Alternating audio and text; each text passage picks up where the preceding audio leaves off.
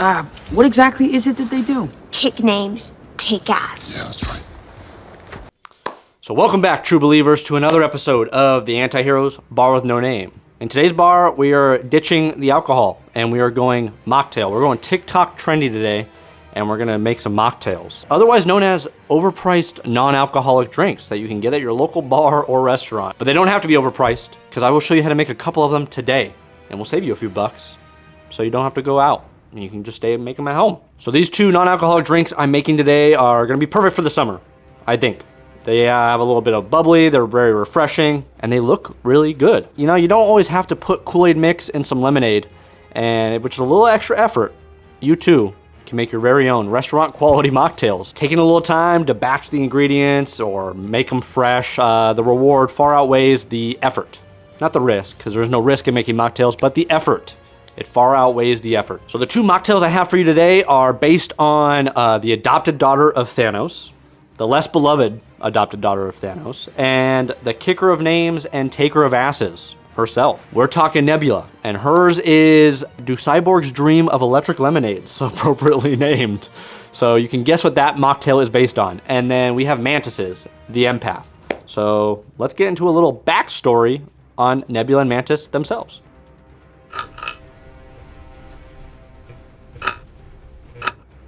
So we'll start with Nebula, who first appeared in 1985 in Avengers 257. And in there, we would see her without her cybernetic enhancements, actually. She looked like a normal person, but blue. She would play like the space mercenary, kind of like cosmic pirate type role, more as like a true villain, until we see her in Infinity Gauntlet, and she kind of gets adopted by Thanos, and that's when we see her torture scenes, unfortunately. And that's when she gets input with all her cybernetic enhancements to make her more of like an assassin for Thanos. So she would just kind of meander around the galaxy and the cosmic side of Marvel things until 2020, actually, like just a few years ago. She would get her own solo series, actually. Nebula #1 came out. It was actually a really popular book. Came out with a ton of variants. It was really good. And then her role was popularized by Karen Gillan in the movies, and I think she did a fantastic job. Like, she's one of my favorite characters, and I think James Gunn agreed that she deserved more of a role. So if you haven't seen Guardians of the Galaxy Volume 3, I think she does justice in that movie. As for Mantis, we see her a whole 12 years before, 1973, in Avengers 112, written by the iconic writer Steve Englehart. So she was actually initially supposed to be a threat as well. She was supposed to be a villain and adversary to the Avengers, but as Steve Englehart notably was like writing her, he noticed that she had a lot more potential, and she was more like a reactionary character standing on the sidelines rather than a direct adversary, just because there was a lot of adversaries going on at the time. There was like the Swordsman, and Kang was still kind of coming back into the fold a little bit. So she would join the Avengers, and we would see her origin story kind of develop through Englehart's eyes in the Avengers comics, and she was actually Earthborn,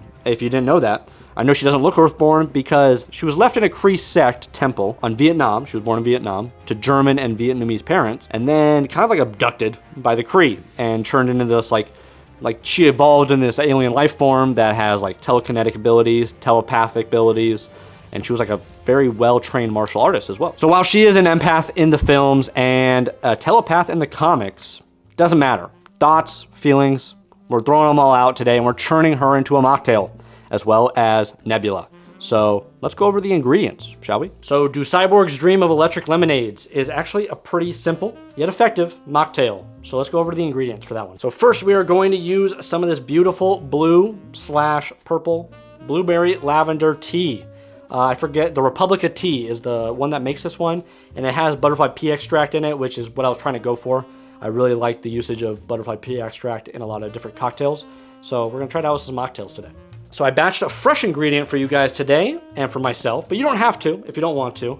You can go get some like Simply. I made some raspberry lemonade, homemade raspberry lemonade. You'd be surprised how easy it is to make your own lemonade. And then we're just gonna add some Demerara syrup, some semi-rich Demerara syrup, and only the best for you guys, high quality Sprite. We're gonna top it off with some Mexican Sprite, real cane sugar in it. So for the empath, Mantis, she is a sweetheart. So we are going to make a sweet concoction of a mocktail today. And we're first gonna start off by muddling some kiwi and mint. Use it within reason. I'm using quite a bit, so I just wanna get that real green out of the next ingredients. So speaking of the next ingredients, we are going to use some Coco Lopez cream of coconut. Apparently people say it's not really actually cream of coconut. I think it actually is though. I use this for all my tiki drinks. Use this, it's high quality, it's pretty easy to find, but if you can just find some like Real cream of coconut, you go for that as well. Cream of coconut. I actually really like Coco Lopez. I'm not a big coconut guy, and I really dig this stuff. Last up, we're gonna use some 100%, that's what it says on the label, 100% pineapple juice, and a little bit of lime, just to add some citrus to it. And we are finally gonna top it off with some premium club soda. Use whatever you want. I'm using Premium Club Soda by Fever Tree. This is the lineup of non-alcoholic ingredients for our mocktails today. We are not using any alcohol. We are going to be making the mocktails, and they're going to be pretty sweet and refreshing drinks for you to enjoy this summer for your Guardians of the Galaxy Marathon. Let's get right into the pours. So we'll start with Nebulas. We don't even need to shake it. It's just going to be a layered drink. We'll stir it inside of the glass, and we'll just give it some nice little sips, and we'll enjoy it. So just fill your chilled glass, optional for this one, because we're already going to be adding ice. But double the cold, why not? So chilled your Collins glass. I'm gonna add some ice to it. We're gonna start with just like a ½ ounce of the Demerara syrup because the raspberry lemonade has a little bit of sweetener in it already, but just to bring out more of those sweet flavors, we are going to do a ½ ounce of the Demerara syrup directly into the glass. And then we're gonna do 2 ounces of your raspberry lemonade of choice. You can use another lemonade. I wanted to use the colors that looked like Nebula, so I did a little bit of that. And then we're gonna do 2½ ounces of the blueberry lavender tea. So after you pour these ingredients, we're gonna stir this, and then we are going to top it with the Sprite right after.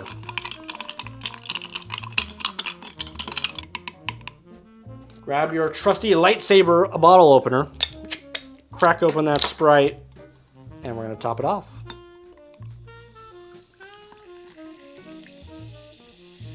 You can even give it another little stir if you would like. So we'll move on to Mantises, the empath, but you can garnish this with whatever you like. Blueberries, raspberries, berries of all sorts. Doesn't matter, have fun with it, right? It's a mocktail. So for Mantises, we are going to muddle the kiwi and the mint. You're just gonna dump it in your big tall tin, and we're gonna muddle away before we add the rest of the ingredients. I'm using a lot of kiwi. I really wanna get that green flavor. I really want to get that green color out of the mocktail. So muddle away, really muddle the kiwi into the mint.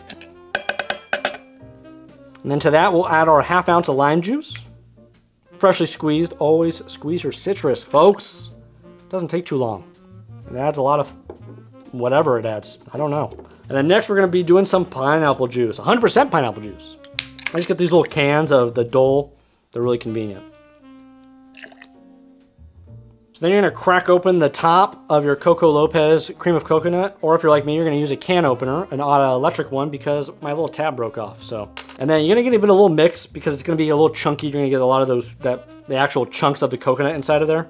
You wanna stir it up a little bit before you pour it into your drink, or you can just chunk it up, I guess. I don't know, whatever floats your boat. We're gonna be doing 1½ ounces of the cream of coconut. You can add more or less of all these ingredients at your leisure, however you please. This is your mocktail, not mine. So then we're gonna incorporate everything. We're gonna shake it all up. We're gonna add our ice to our cheater tin. Shake it pretty aggressively because you have a bunch of muddled stuff. You have the chunky coconut cream. And then you can shake for 20 seconds. Grab your chilled Collins glass and add some ice to it. And then we're gonna double strain it. I really recommend double straining it. If you can't double strain it, just find an alternative. But you wanna really get the seeds out of the kiwi out. But we're gonna double strain it into the Collins glass.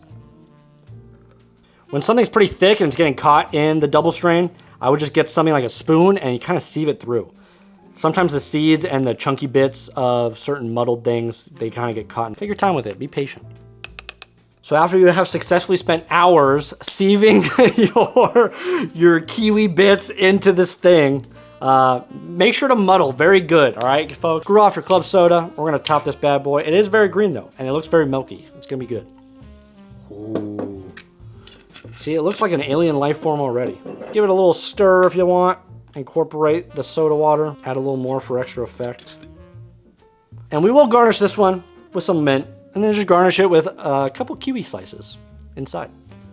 So there you have it, folks. You have the Empath and Do Cyborgs Dream of Electric Lemonades. Excelsior and Cheers. What if I just double fisted them? No, I'm not gonna do that.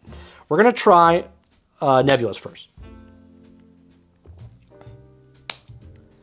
It's very mellow. Ooh, the blueberry lavender tea comes in at the very end. That is delectable.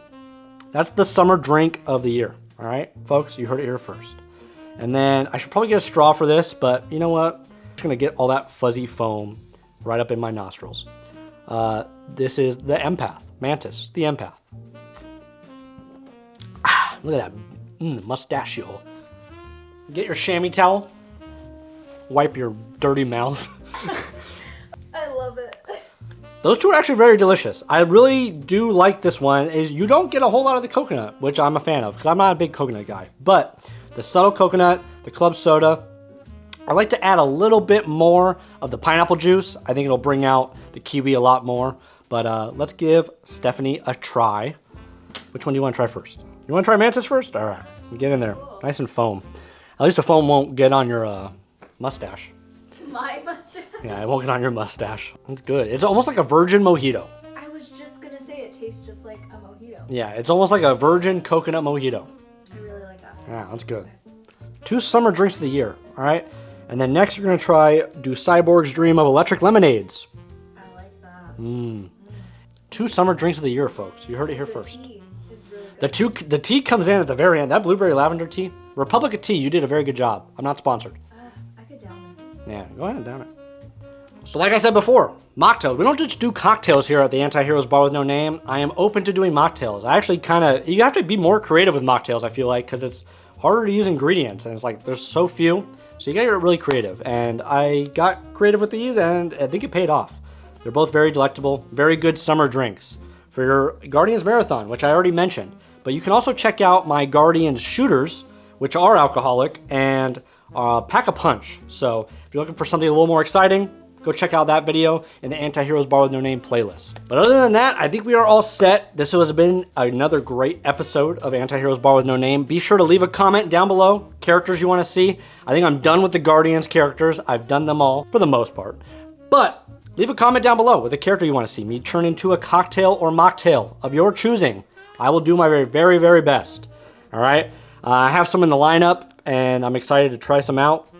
I'm excited to see where this goes. So until next time, Antihero Comics, out.